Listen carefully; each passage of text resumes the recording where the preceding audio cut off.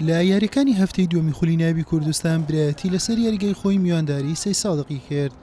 هەردوویانە لە یاریەکەمیان تووشی شکست هاتبوون، لە ژێر فشاری سەرکەوتنەوە هاتبوونە نێو یاریگا. سەی سادقی میوان هەرزوو هەڕەشەی لە خاوەن ماڵ دەکرد. برایەتی بەم لێدانە ڕاستە خۆی محەممەد مەغدید وەڵامی بۆی هەبوو. سەی سادق دەرفەتی باشی بۆ دەڕەخسا تاوەکو ئەنجامەکە بگۆڕێت، بەڵام سوودی لێ وەرنەدەگرت. لە گرنگترینیان نەجمەدین عوسمان خەریک بوو بربەستی یەکسانی بشکێنێت، ستون ڕێگری لێ کرد. ئەم لێدانەی نەشوانیش مەترسیدار بوو، بە هەرزانی گۆڵپارێز دووری خستەوە. نیوە یەکەم یاری بەبێ گۆڵ بە کۆتا هات. لا نیوەی دووەم یاریەکە و دوای تێپەڕبوونی 5 خولەکدانە کامەران ئاسانترین دەرفەتی یاریەکەی بۆ گۆڕینی ئەنجام لەدەستدا.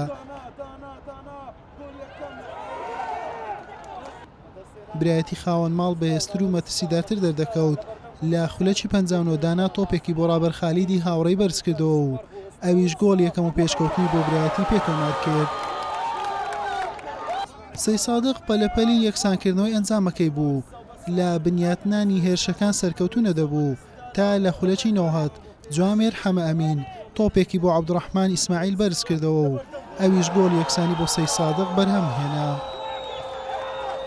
لاگەڵ لێدانی ناوەڕاست برایەتی هێرشێکی بردوو. لەم حاڵەتە ناوبشوان لێدانێکی سزای بۆ برایەتی هەژمار کرد.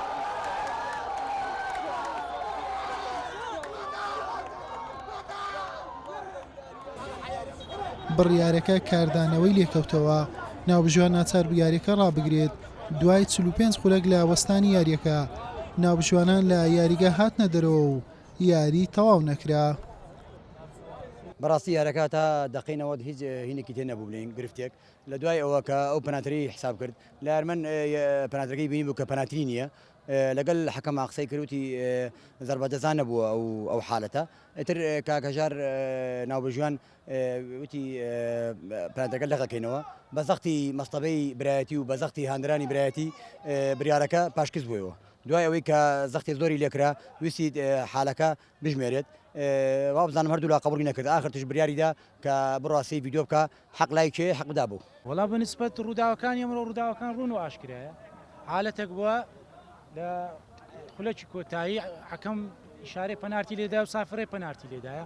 پاشیەوە هەندێک شت ڕۆیان داوای کرد حەکەم قڕێک دوودڵ بیتن کە پەنارتێکی لێدا لەبەرەوەی جمهوری وان هاتن و لاعیبەکانی وان هاتن و ئەمەش چاوەڕێی راپۆرتی یەکی تۆپی کوردستانی. بەم شێوەیە تەنها خولەکە زیادکراوەکانی نیوەی دووەم لە یاریەکە ماوە و یاریەکەش تا پێشی لێدانە سزایەکە یەکسانی بوو بە ئەنجامی یەک بەیەک.